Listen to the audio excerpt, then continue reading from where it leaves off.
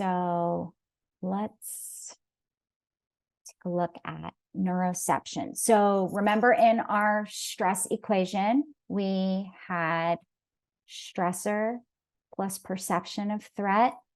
That's what this is, neuroception, perception of threat. So remember, the neuroception refers to the survival brain constantly scanning the internal and external environment. What that means is that it is looking at what it smells, what it sees, what it hears, what it's touching, what it tastes, any kind of physical sensation, whatever mental image is coming up, whatever thought is coming up, and whatever emotions are going on, and just checking in to see if, like, okay, is it threatening? Is it challenging? Now, what is really neat, and this goes back to, driver 1 and driver 2, every person has their own unique process based on our past survival brain's unconscious learning and conditioning from those past experiences.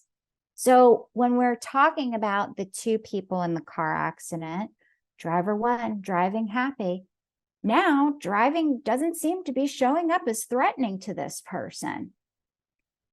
Driver 2 avoiding the car completely. This driving is an off the charts threat to this person, so much so that they're avoiding it. That is, neuroception is helping to keep them safe, right? When the stressor is predictable and familiar, when we neurocept, oh, I know this, I know how to deal with this, I know exactly how to take care of this. We can rely on our different coping strategies that we've learned. For driver number 2 who's afraid, the coping strategy is avoid it. And guess what? That works. That totally keeps driver 2 from getting into another car accident, right? So it works. Now, our survival brain is likely to feel like it has more control whenever something is familiar or when something is predictable, because it's like, oh, I know how to handle this. I've got a little bit of control there. I get a little bit of control.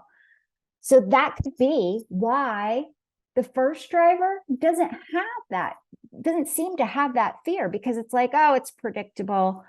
I know what's going to happen. I know, I can understand that, like, I have some control here. So I'm not really too afraid of it.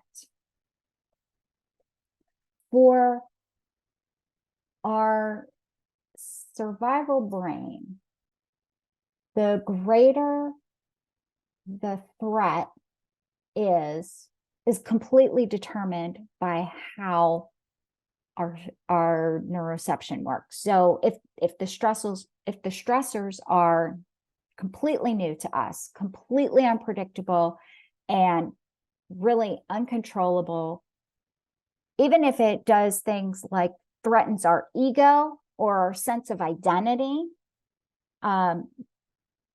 especially if it threatens our actual survival, whether a psychological survival or physical survival.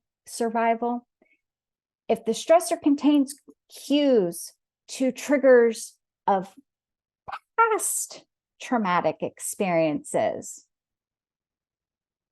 we're not going to go there. We are going to be getting the warning signals of this is dangerous, this is dangerous. And that's likely where driver 2 lives. They see the car and they're immediately reminded of their past experience. So they're getting to that point where their neuroception about their survival is really getting in the way of their day-to-day activity. Something that you guys might find interesting is that people with type A personalities, the people that are really driven and oriented towards achievement and internally pressured by time urgency, they will actually exhibit greater stress arousal than type B personalities.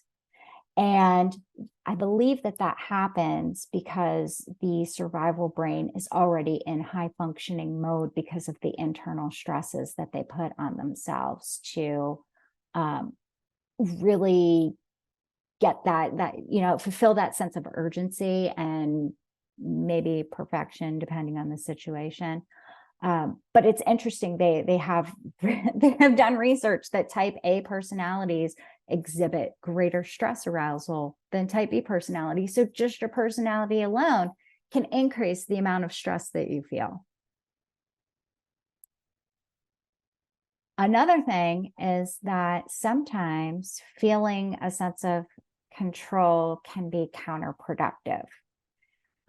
So in really catastrophic or traumatic experiences, like losing a loved one, when you feel a sense of control, it actually gives you more stress. You know, when your thinking brain is sitting there saying, oh my gosh, it's all my fault. I should have prevented that. You know, I should have done more. Even when the situations are actually outside of our control, this again puts the thinking brain against the survival brain, which increases the perception of threat and the perception of danger, and, you know, makes them fight against each other. So any questions for this piece? Stephanie, it seems like we may have missed a question. I think Stephanie was asking you to repeat some examples of internal Oh, stressors. sure, I can do Yeah. that. So Yeah. thank you for the question. So internal stressors are things that happen within ourselves. So things like illnesses or physical injury, even what we call small things like hunger or thirst. You know, I don't know, I get hangry. Anybody else get hangry? I get very irritated whenever I don't have enough food.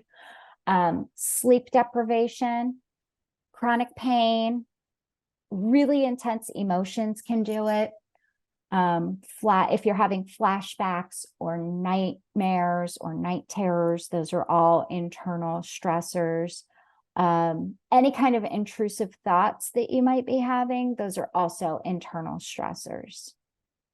And here's the thing, those things can happen with external events. You know, you can certainly have sleep deprivation or intense emotions if you are in a fight with a loved one or you're having a baby, you know, like these things it can be both at the same time. That's what's really amazing. And for myself, as I'm working with clients, I'm, you know, trying to kind of keep an eye out and seeing, like, as people are experiencing different things, is their stress level and is their ability to get back to that regulated safe space, is that affected by how many of these things is going on at one time? You know, obviously, like if we have more stressors, we're going to feel more stress.